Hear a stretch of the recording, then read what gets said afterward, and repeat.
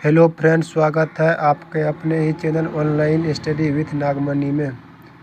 तो आज हम लोग एसएससी जीडी सामान्य अध्ययन अंकित भाटी गुरुजी का बुक है। ये स्पेशल एसएससी जीडी के लिए बनाया गया है। इसमें आप देख सकते हैं SSF, NIA, CRPF, ITBP, CISF, SSB and Assam rifle. इसके साथ ही पिछले 6 माह के महत्वपूर्ण करंट अफेयर तथा महत्वपूर्ण स्टैटिक जीके का अवलोकन दिया है और साथ ही वर्ष 2018 के 54 सेट के अलग अलग विषयों का व्याख्या सहित अवलोकन एवं उनसे पूछे जाने वाले संभावित प्रश्नों का आकलन है। आप इसका फोटो भी देख सकते हैं। तो चलिए शुरू करते हैं आज का ये क्लास। अगर आपको वीडियो अच्छा लगता है तो आप अपने दोस्तों में वीडियो को शेयर कीजिए, लाइक, सब्सक्राइब, जिससे कि हमको आगे का वीडियो बनाने में मोटिवेशनल मिलता है। तो शुरू करते हैं आज का ये वीडियो। इसमें देख सकते हैं विषय सूची: इतिहास, भूगोल, राजनीतिक शास्त्र, अर्थशास्त्र, विज्ञान, विविध, सभी वनडे परीक्षा उपयोगी महत्वपूर्ण समसामयिक घटनाओं पर आधारित महत्वपूर्ण प्रश्नों का संकलन 2020-21 और इसके बाद महत्वपूर्ण प्रश्नों का संग्रह एसएससी जीडी स्पेशल। ये सभी करवाएंगे अगर आप लोगों का सपोर्ट रहता है। आज हम लोग एसएससी जीडी इतिहास के भी जो क्वेश्चन पूछे गए 54 शिफ्ट में 2018-19 में, उसको देखते हैं। 1 नंबर में सोवियत संघ वर्ष डैश में टूटा था। तो ऑप्शन नंबर 4 1991। सोवियत संघ 26 दिसंबर 1991 को टूटा था। विघटन के पूर्व मिखाइल गोर्बाचोव सोवियत संघ के राष्ट्रपति थे। सोवियत संघ के विघटन से शीत युद्ध की समाप्ति हुई। इम्पोर्टेंट फैक्ट भी आप लोग याद रखिएगा, इसके पूछे जाने की संभावना है। ऑप्शन नंबर उसके बाद 2 नंबर क्वेश्चन पे चलते हैं। बास्टिल जेल पर जनता के हमले ने कौन सी घटना को जन्म दिया?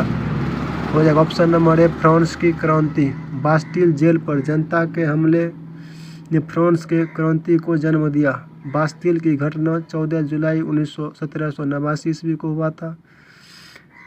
इसीलिए फ्रांस में 17 जुलाई को स्वतंत्रता दिवस के रूप में मनाया जाता है। रूसी क्रांति 1917 ईस्वी में हुई थी, इसी के द्वारा जार का पतन हुआ। 3 डैश को लाइट ऑफ एशिया, एशिया की ज्योति के रूप में जाना जाता है? तो गौतम बुद्ध को लाइट ऑफ एशिया के रूप में जाना जाता है।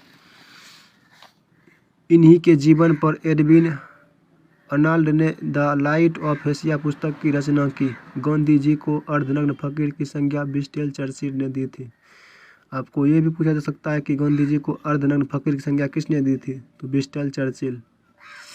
निम्नलिखित में से कौन से स्थल पर 1920 में भारतीय राष्ट्रीय कांग्रेस की बैठक हुई? तो नागपुर में भारतीय राष्ट्रीय कांग्रेस की बैठक हुई थी। इसकी अध्यक्षता लाला लाजपत राय ने किया था। इस अधिवेशन में कांग्रेस के संविधान के परिवर्तन किया गया था। श्रीलंका में गृह युद्ध कब समाप्त हुआ? ऑप्शन नंबर 3 2009 ईस्वी में। श्रीलंका की सरकार ने 18 मई 2009 ईस्वी को गृह युद्ध समाप्त किया। यह गृह युद्ध मुख्य रूप से इस द्वीपीय राष्ट्र के उत्तरी और पूर्वी क्षेत्र में लड़ा गया था, जिसमें कम से कम 1 लाख लोग मारे गए थे। जीन जैकस रूसो एक प्रसिद्ध चिंतक था। आगे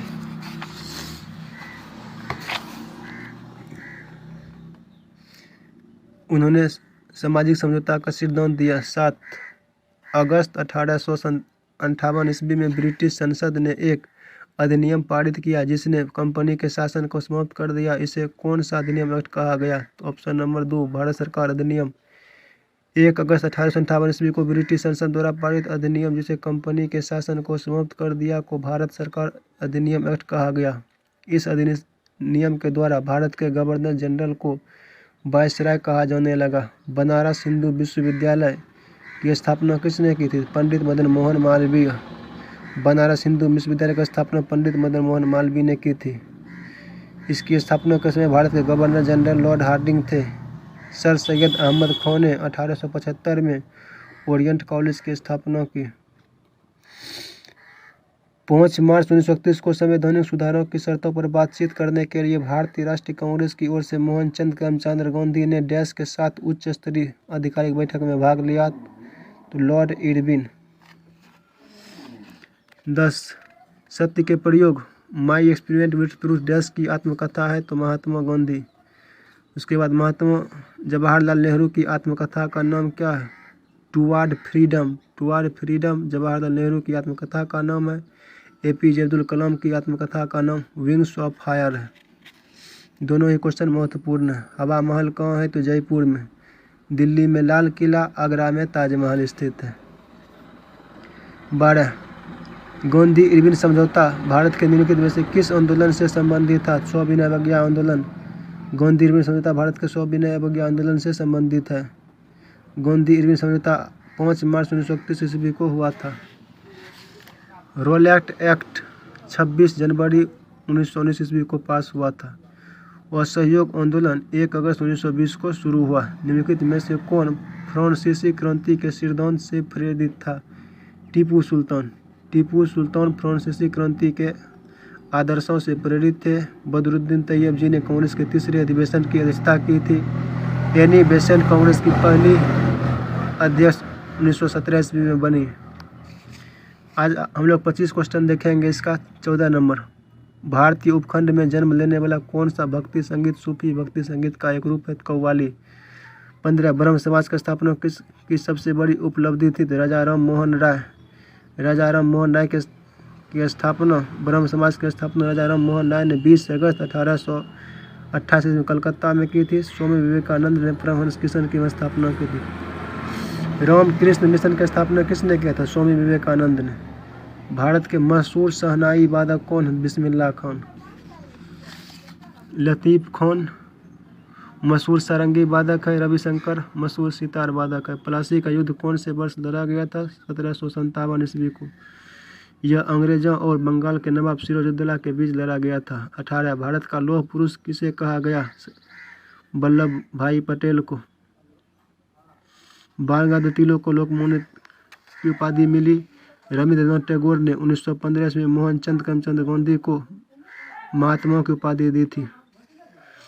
स्वतंत्रता के बाद भारत के पहले उप प्रधानमंत्री कौन हुए? सरदार वल्लभ भाई पटेल। मोरारजी देसाई भारत के स्वतंत्रता सेनानी और देश के चौथे प्रधानमंत्री थे। जगजीवन राम भारत के प्रथम दलित उप प्रधानमंत्री थे। और चौधरी चरण सिंह भारत के 5वें प्रधानमंत्री थे। ये सब भी आप लोग ध्यान में रखिएगा। 20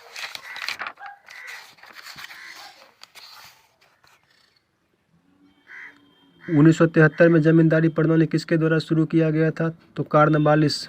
रोलैट क्लाइव भारत में ब्रिटिश साम्राज्य का संस्थापक था। लॉर्ड कर्जन ने 1902 में भारतीय विश्वविद्यालय अनुदान आयोग की स्थापना की।